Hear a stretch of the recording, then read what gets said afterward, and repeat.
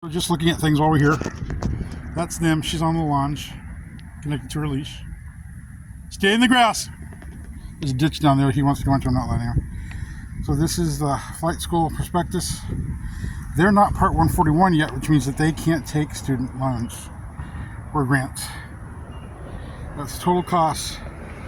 They're getting a license to fly and be able to do commercial to work. Probably less than most degrees, but no financial aid right now. Waiting to see what comes up with Social Security and the other stuff. They're Part 61, which means you got to pay it, but the thing is you can pay as you go along. You can have this done in less than 8 months, 6 months. Once you get your Part 141, what is it? No, I think it's Part 171 with your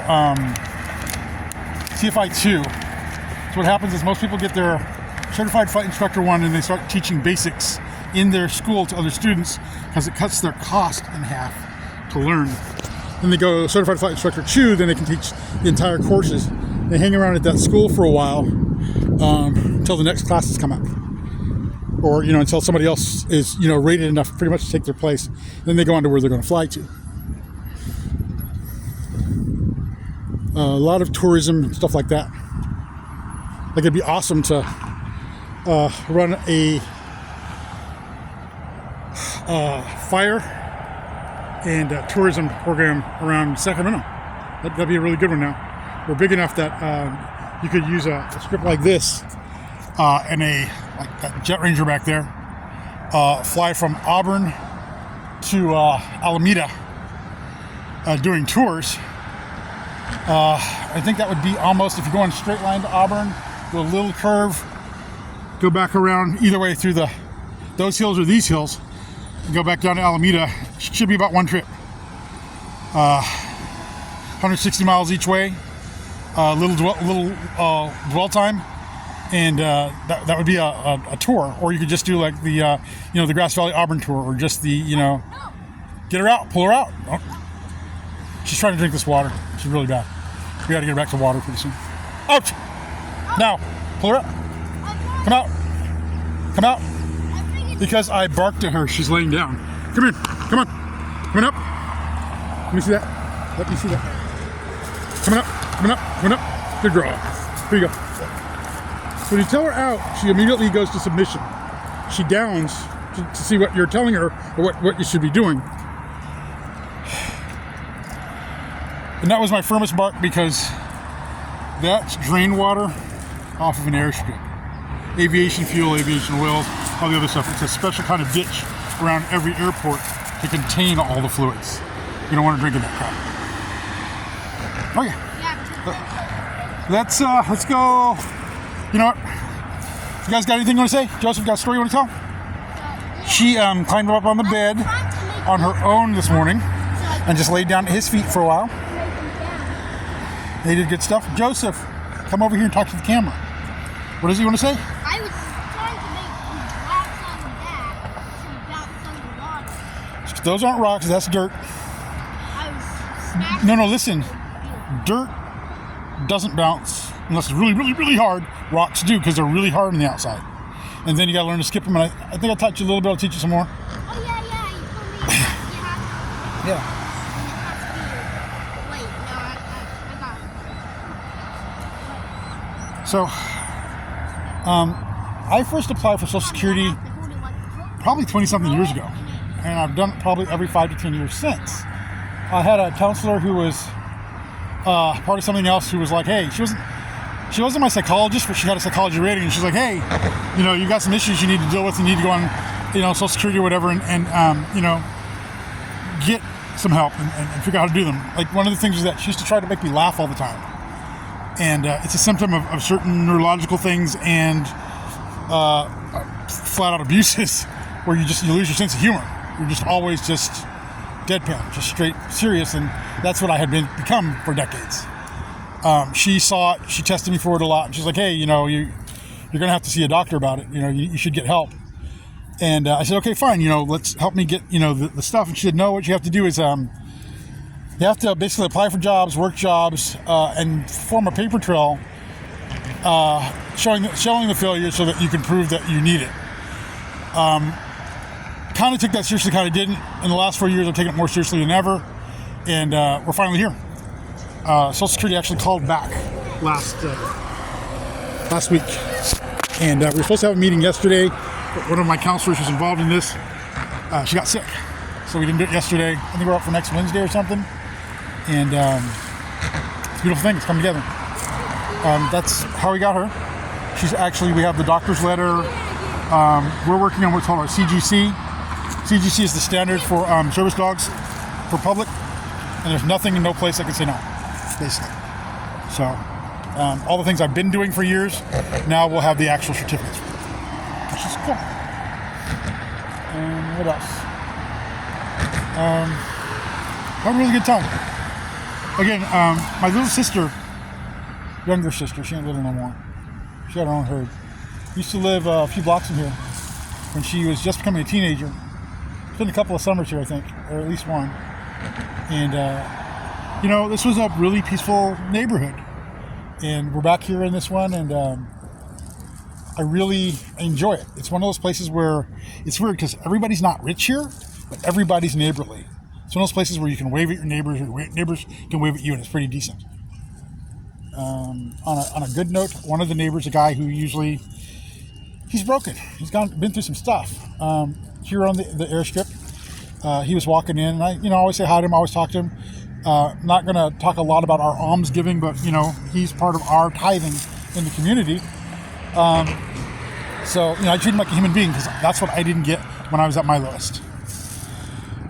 So he had some issues with them, and I was like, oh yeah, this is what the guy is, who he is, what's going on with him. He's really not a problem. They're like, well, we trespassed him because he had a fight with our security, and I said, got to tell him what everybody here says about their security, and they're like, oh, we didn't know that. I was like, yeah, I used to work this place, that place, did security, and we're here all the time. We're here like 4 times a day with the dog. We're in the neighborhood, and they're like, hey, we're glad you're here. So we got good rapport with the airstrip manager. Looking to see where that goes, because again, that was part of my dream, was just to be able to run in the field beside the flight line with my dog. That was one of my youthful dreams, and then to take my courses, and still be able to spend time. If I could live on an airstrip, I probably would. That would be me. If I could live on an airstrip, I would have. I probably would have. Yeah, you got to find your own thing. So I like scuba too. I like a bunch of other stuff, but this. So when COVID was going on, we went down to Vacaville. It used to be where part of the back end of the nut tree where Moeller had his business, the Sky Car thing. Well, they turned that into the airstrip is now a business park with even air manufacturers and all that stuff there. So we went and hung out at that one. But what we were looking for was there's a company that makes a really good. How you doing? Hey, that's the guy with the little dog. They make it's a floating plane. I forgot the name of it. Probably seen it in some of my videos way back. It has a single prop above. It's 2-seater. It's part of this light sport thing. With the light sport, all you need is a driver's license. You don't need a medical certificate or anything.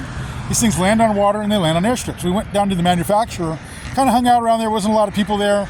We saw a lot of their equipment and their stuff, and it was a beautiful, beautiful day. Awesome day for me. In fact, that was our 3rd test for our Prius. We went up to Auburn first, then we went down to Vacaville, 2nd test, Vacaville, and then we went to San Francisco. So that was our leg test. How far is it going to go without having a problem? That was the 2nd leg. Anyway, hey, get out of there. I made it. Put it back. Don't dig holes in there. Okay, so listen. Again, come here. This whole ditch is for toxic chemical runoff. How do you think the chemicals run into the ditch? Down the sides. Don't dig in that dirt ever. You hear me? All right. Appreciate that. Something you want to say? A story you want to tell? Turn around. I'm looking at the side of your hat. So back up a little bit. What story do you want to tell?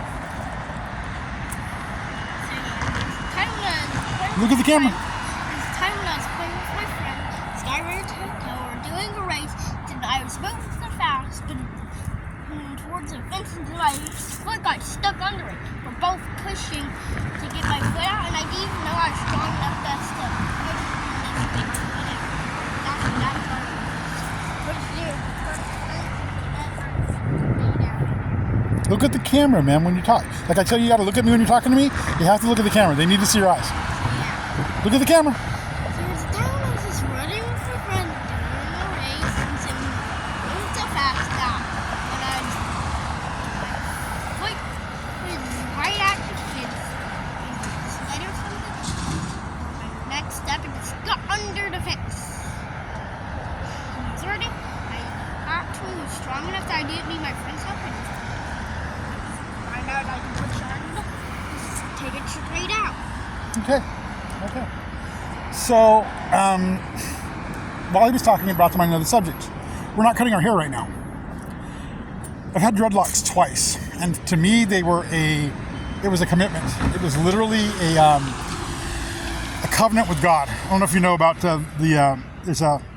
I'm sorry, I'm speaking like I'm speaking to a person in person. There is a step on her leash right now. No. Step on her leash. On the leash itself. Step on it. On the leash. Thank you.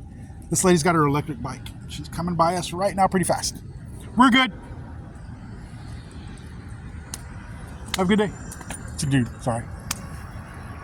I can get off the leash now. Thank you. You can get off the leash. Joseph, you can get off the leash.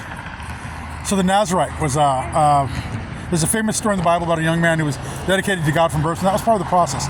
You didn't cut your hair ever during the time of dedication. So I did it twice, and the hard part about this is that as a Nazarite, you can't have vinegar because it is a fermentation of the grape, which means you can't have relish, you can't have mayonnaise, you can't have all these different things. That's the glass guy. So I didn't have it. Didn't have all of these things that was set apart to it. Well, right now we're starting to work on our fitness, on our restoration, and mentally, physically, spiritually, emotionally. So we're not going to cut our hair, and I think we're going to get twists. As part of that, for him, it's about the cultural thing.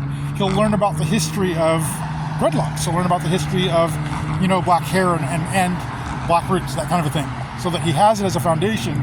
Then we don't have to dwell on it. But that's what I'm doing with mine. So I have like wild gray hair. I know I'm never in the videos very much anymore. I'm letting it grow out, and I look like I just walked out of the mountains. Corners aren't cut, nothing's cut. So something else you want to say? You want to say goodbye? Come here. Not you. Come here. You too. She gets the tone. She knows when we're ready to go. You gotta look at the camera, buddy. Camera sees Joseph's face there really well, at arm's length, not up against me. If you squeeze, I'll squeeze yours. I know. We gotta get her some water pretty quick. Say something. Talk for a minute. Look at the camera. You gotta look at the camera. Look at the camera, Joseph. Look at the camera. There you go. Talk. Look right here. Look at my finger. Now talk. We've been walking at this airport for so long. The dog had to go potty.